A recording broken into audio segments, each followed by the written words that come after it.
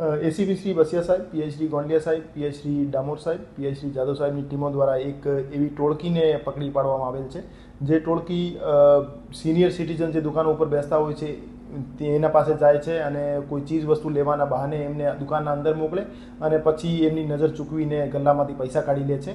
આ ટોળકીના 3 સભ્યો રાજકોટ શહેર ક્રાઇમ બ્રાન્ચ દ્વારા અટક કરવામાં આવેલ છે, જેમાં મુખ્ય આરોપી વિકીભાઈ વેલજીભાઈ શેખલિયા, જે ગારિયાધાર ભાવનગરના રહેવાસી છે. એમની સાથે 2 સગીરભાઈના જે બાળકિશોર છે એમને પણ ધરપકડ કરવામાં આવેલ છે અને એમની પાસેથી 2,58,000 રોકડ અને એક વેન્યુ કાર કબજે કરવામાં આવેલ છે.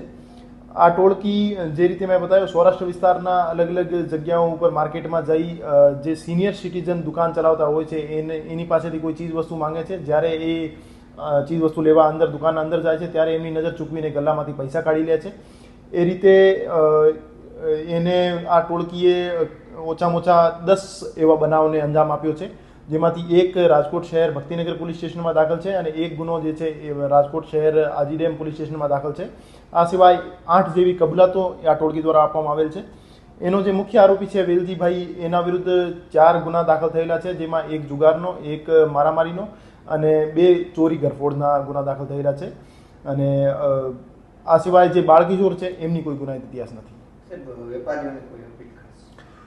હું તમામ રાજકોટ શહેરના વ્યાપારી અને ખાસ તौर પર સિનિયર સિટીઝન જે દુકાન ઉપર બેસતા હોય છે એમને હું અપીલ કરવા માંગુ છું કે જ્યારે પણ કોઈ એવા 3-4 માણસો તમને એકલા જોઈને દુકાન ઉપર આવીને ચીજ વસ્તુ લેવાના બહાને તમને ડાયવર્ટ કરવાની કોશિશ કરે, ત્યારે તમે ગલ્લો છોડીને, ગલ્લો મૂકીને પોતે અંદર સામાન લેવા માટે ના જાઓ. તમારા કોઈ અસિસ્ટન્ટ હોય, માણસ હોય, એમને મોકલો.